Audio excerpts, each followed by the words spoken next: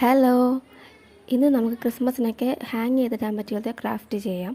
അതിന് വേണ്ടി 9 സെൻറ്റിമീറ്ററും 10 സെൻറ്റിമീറ്ററുള്ള പേപ്പർ എടുത്തിട്ടുണ്ട്. A4 ഷീറ്റാണ് എടുത്തിരിക്കുന്നത്. ഇനി ഈ പേപ്പർ രണ്ട് സൈഡും സെൻറ്ററിലേക്ക് മടക്കി ഇതുപോലെ ഒട്ടിച്ചു കൊടുക്കണം. അത് കഴിഞ്ഞിട്ട് ഇത് രണ്ടാക്കി മടക്കി കഴിഞ്ഞിട്ട് ഇതിൻ്റെ സെൻറ്ററിലൂടെയും പശ തേച്ചിട്ട് നമുക്ക് ഒട്ടിച്ചു കൊടുക്കാം. ഇത് ഒട്ടിച്ച് കഴിഞ്ഞിട്ട് നമുക്കിതിൻ്റെ അരികു ഭാഗം കർവ് ഷേപ്പിൽ കട്ട് ചെയ്തെടുക്കാം. ഇത്രയേ ഉള്ളൂ ഇതിൻ്റെ പണി. ഇത് ഉണ്ടാക്കാൻ വളരെ എളുപ്പമാണ്.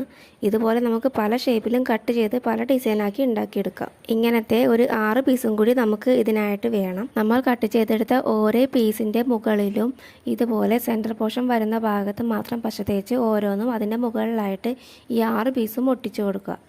അത് കഴിഞ്ഞിട്ട് നമുക്ക് ഒരെണ്ണത്തിൻ്റെ മുകളിൽ പശ തേച്ചിട്ട് അത് തൂക്കിയിടാനുള്ള ചരടും കൂടി ഒട്ടിച്ചു കൊടുക്കുക.